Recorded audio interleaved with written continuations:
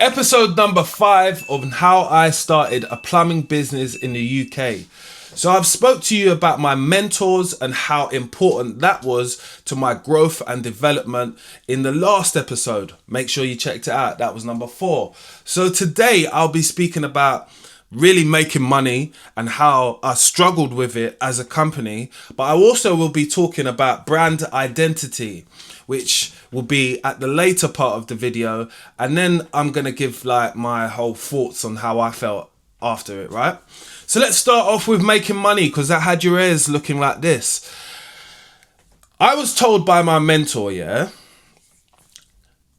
never going to be rich by being a plumber. So with that being said to me, I thought, why not own a company? Because you can be rich, because you could own a lot of different plumbers. Do you get it? So in my head, I started to pile my money into what I was doing. So I looked at a lot of people who had companies, and the first thing they said was reinvest within yourself. I need you guys to invest in me. Could you guys subscribe and like and share the video, and make sure you put on your bells so you can be notified for the next time I'm dropping the next one. So at this point, I was thinking to myself, I'm doing jobs, I'm getting them, I'm putting the money into my account, but I'm spending it because I'm a young man, innit? So I like to spend, I like to go out, like to do stuff. You might not be so aware of your money management. And that's something that I have to take responsibility for, because at times I could have been better with saving and looking at things like what are investments within this business. So what I class as a big investment inside the business is obviously your travel. So you might be looking at your van, you might be looking at your vehicle, however you get about, which is going to be petrol. You're going to run into things like using more of your tires. So maintenance as well for the vehicle when you're getting there is going to cost you as well. You got MOTs, you got tax, you got all of that stuff on top of the petrol. You've also got your tools, your tools, whether it might be, you might say to yourself, I need a new press gun. I said that to myself. It cost me £1,500. I think that might be the last time I say I need a new press gun, because I'll think about it before I get it. But I got it anyway because I kind of needed it for the business, right? Press gun is just at the top to give you an idea. I bought loads of other stuff, SDS drills, which have cost me a lot of money. Education. I've always looked at education to help me within what I'm doing, because the more you learn, the more you can do, right? So I was funding most of my plumbing business through my day job, and my day job as a plumber, at some point I had to say to myself, I need to make more money, innit? What's going to make me more money? Being a supervisor is going to make me more money. So I went and done a course, which luckily I got for a good price, but it actually really helped scale me when it comes to being a plumber at work during 9 to 5, because now I am a supervisor of the site, right? It's taking on a lot more responsibility, but I'm understanding the role and thinking to myself, I could possibly play in more of a supervisory role within my business, but I still need to have hands-on, because we don't want to stop the right type of business culture, what we've got going on. And I've spoke to you about the business culture. It's do the job rightly, do the job properly, have standards, and make sure you never leave a property or a dwelling as you would if it was your own, right? So they're just basic rules. So keeping it tidy, that type of thing, but a little more in detail. Like if I look at something and I say, that looks a bit wonky, we'll have to start that again or do that again, because I wouldn't leave that inside my own property. That's the rules which I've maintained within my company, right? So the making the money kind of like didn't take a front stage until I started to say to myself, I've been to loads of jobs, but I haven't got any money anymore. What's going on here? And what's going on is that I'm not being aware of the spending which I'm making and the decisions which I'm doing, right? And that can happen due to age or just not having enough experience with finances at the end of the day. You know, nobody really teaches you about finances until possibly sometimes it's too late. But I wasn't going to be deterred with that. I was going to make sure that I kept everything in a separate account, not my main account. So setting up a business account, making sure that all of my invoices and money goes to that account so I can see it separately. And my main account was just my money from my 9 to 5 job. That balanced things out and let me see by the end of the year how much money the business has made and how much money I've made. I had to separate the two, even though I'm doing plumbing in my 9 to 5 and doing it in my job and my own business, right?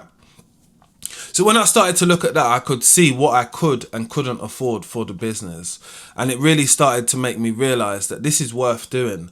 So I doubled down on it, because that's what anyone would tell you to do who's doing something what works, is double down on what is working for you. So me seeing my amount of money, what I'm making in front of me, which was separate, made me say, if I do a little bit more, I can get to this point. And I set myself goals on how much I wanted to earn to be able to reward myself with little nice things. Like I might say to myself, until I get to like 25 grand in my business account, I wouldn't look at vans or look at another way of transport to be able to get to jobs. And we ain't buying any more tools until we get to 5 grand, right? So it was a bit of like putting yourself through a little bit of sufferation, even though I know deep down sometimes if I would have bought the stuff, I would have got to where I needed to get to quicker. But I'm not in a hurry, because most of my learning has been self-learning. I've self-taught myself and not went to school for business. I've went to school for plumbing, right? So it's just me learning the business my own way while living my life, which is it's difficult. You know, it's not easy for anybody. That's why most businesses fail within the first year, just because we don't know how to run business. And there's nothing wrong with that. Like, it's just not something you was born with or taught with as like vital skills for life. But it took time.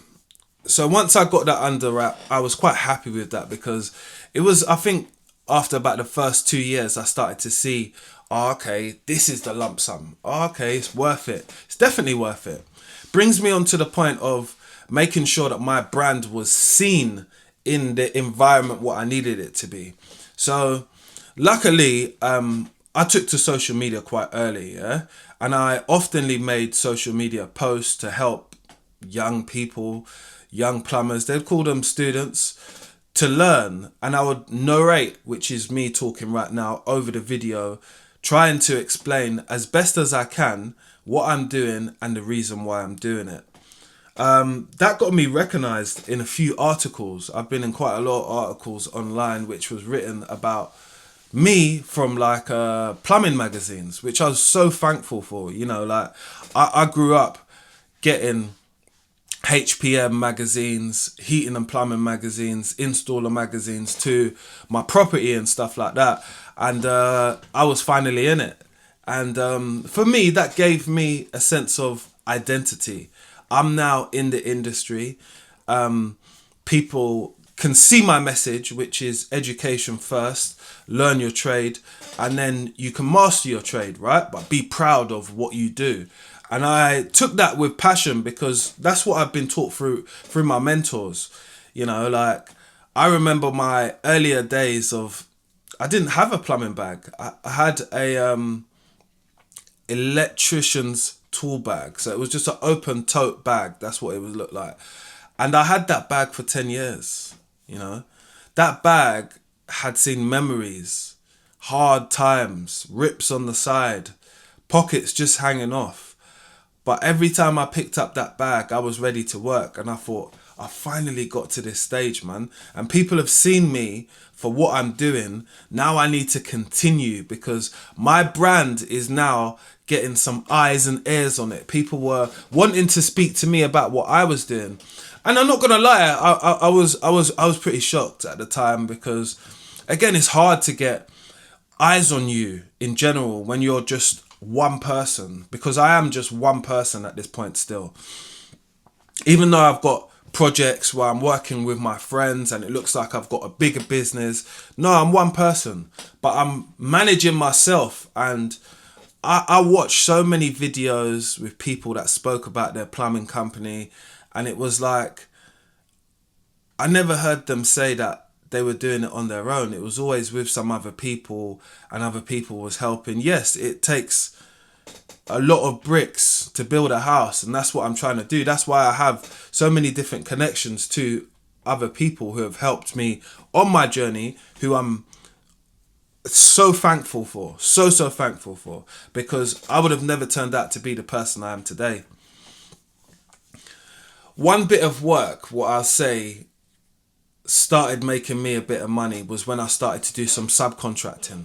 So I done subcontracting when I was first getting to that point where I spoke about at the beginning of the video, which was my money situation. When I understood my money started coming to lumps, I started doing subcontracting for one company, which was specifically up West London, because West London is the area of making money in London.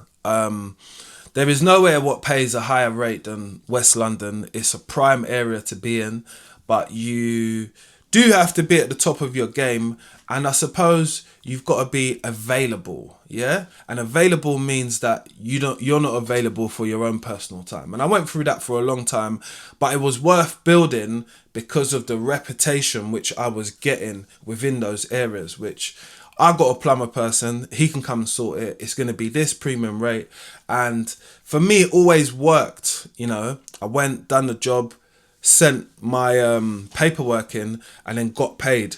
And that exercise is something which I started doing in my own business. So I would always give people a summary of what went down when we done the job, with the invoice separately, and saying what work I've done and what I would recommend after.